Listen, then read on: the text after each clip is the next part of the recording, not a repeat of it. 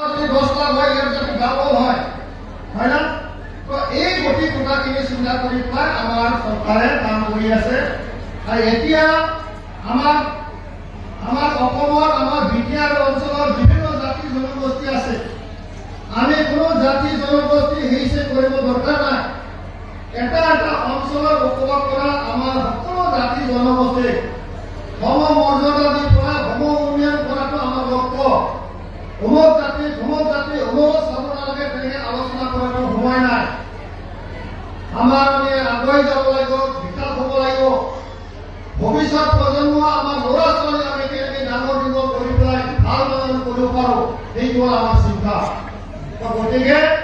বেছিকৈ আমাৰ আই মাতৃসকলে যিটো সমাজত দায়িত্ব লৈ পেলাই আপোনালোকে কাম কৰি আছে আমাৰ ভাৰত চৰকাৰ অসম চৰকাৰ বিটিআৰ চৰকাৰে লগ লাগি পেলাই বেছিভাগ আঁচনি আপোনালোকৰ নামত আমাৰ মহিলাসকলৰ নামতে আঁচনিবিলাক দিয়া হৈছে নে নাই দিয়া হৈছে না কিন্তু তাতে আকৌ আমাৰ কি হৈছে জানে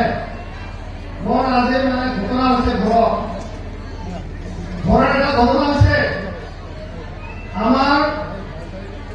আমাৰ এজন পৰিয়াল এটা পৰিয়াল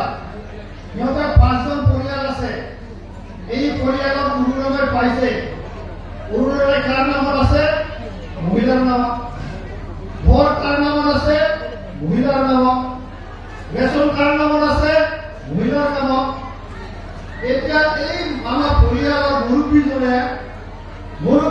ফোন কৰি পেলাই মনত আহিল কি কৰে ছাৰ